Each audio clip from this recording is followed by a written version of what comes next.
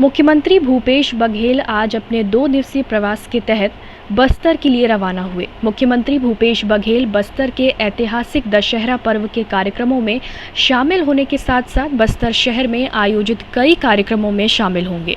बस्तर रवाना होने से पहले सीएम बघेल ने पत्थलगांव में हुई घटना को लेकर एक बार फिर से बीजेपी पर निशाना साधा। बघेल ने कहा कि लखीमपुर खीरी की घटना में जहां यूपी सरकार दोषियों को बचाने का काम कर रही थी, वहीं छत्तीसगढ़ में पत्थलगांव की घटना में दोषियों की तत्काल गिरफ्तारी की गई है। साथ ही साथ पीड़ित परिवार के लिए 50 लाख का मुआवजा दिया गया है। सीएम बघेल ने गांजा तस्करी और बीजेपी के प्रदर्शन पर सवाल उठाते हुए कहा है कि गांजा बीजेपी के ही सहयोगी पार्टी की सरकार के राज्य उड़ीसा से लाया जा रहा है और मध्य प्रदेश ले जाया जा रहा है। इसलिए सवाल इन दोनों सरकारों से बनता है। छत्तीसगढ़ सरकार ने पूरे मामले की जांच के लिए टीम का गठन किया है, जो जल्द ही इस मामले से जुड़े दूसरे पहलुओं पर भी कार्यवाही करती नजर आएगी। अंतिम कार्यक्रम मुरिया दरबार, जितने भी वहाँ प्रमुख लोग हैं वो लोग साथ इकट्ठा होते हैं और लोगों को सम्मान भी किया जाता है, अनुभव भी साझा किया जाता है और सभी लोग सहबोझ भी करते हैं। तो बस्तर दशहरा जो कई महीने से चलता है, उसका आज अंतिम कार्यक्रम होगा। उसमें मुझे दरबार के सब साथी आमंत्रित करने आए थे, सांसद दीपक बैज के साथ, क्योंकि वो समिति के अध्यक्ष हैं दशहरा समिति के। तो उसी कार्यक्रम में जाना हो रहा है और बहुत दिन हो गया था, बस्तर भी नहीं गया था कोरोना काल के कारण से। तभी वहाँ जाऊंगा और रात भी रुकूंगा। माओवादियों को पीछे रखे हुए सरकार बेहतर काम कर रही है और किस तरह से आगे प्लानिंग होगी ताकि जल्द मुआवजा।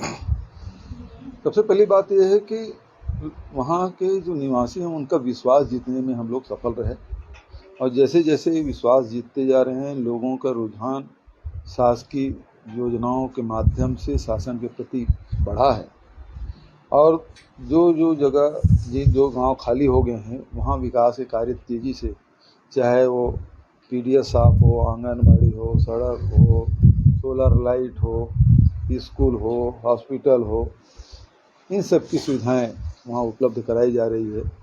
तो लोग अब काफ़ी तेज़ी से खेती किसानी की तरफ और साथ ही रोजगार की तरफ लोगों का रुझान बढ़ा है, नए युवकों का रुझान बढ़ा है और इसी कारण से अब नक्सल में जो भर्ती अभियान चलाते हैं उसमें उनको काफ़ी परेशानी का सामना करना पड़ रहा है। सर, ये पत्थलगांव की घटना जिस तरीके से लखीमपुर की घटना सेम तरीके से देखा जा रहा है और ऐसा कि कोई साजिश तो नहीं इसके पीछे, क्योंकि सेम तरीके से वीडियो सामने आया है। देखिए, घटना तो बहुत बड़ी हुई है, इसमें कोई शक नहीं, लेकिन यदि साजिश हुई है तो जांच में सब सामने आएगा। दोनों घटना में आप देखेंगे कि वहाँ आरोपियों को बचाने की कोशिश हो रही थी, यहाँ तत्काल पकड़ लिया गया और जो दोषी अधिकारी उनके खिलाफ कार्रवाई कर दी गई और साथ ही अब जांच चल रही है। तो जांच में जो तथ्य सामने आएंगे उसके आधार पर कार्रवाई होगी। सर, इससे जुड़ा मेरा सवाल है, जशपुर में जिस प्रकार से मादक पदार्थ गांजा बरामद हुआ है, बीजेपी सवाल उठा रही है कि और कितनी गाड़ियां वहां से गांजा गई होगी जिस पर प्रशासन कोई भी प्रकार की कार्यवाही नहीं। देखिए, सबसे पहली बात ये सारे गांजा उड़ीसा से आ रहे हैं और दूसरा जो तस्कर है वो मध्य प्रदेश का है। ये तो उनके सहयोगी और उनके पार्टी की सरकार है, उनसे उनको खुद ही जवाब देना चाहिए कि आखिर इसमें कौन लोग संलिप्त हैं, उसका रैकेट में कौन लोग हैं। वो मध्य प्रदेश की सरकार से मांग करे और जांच कराए।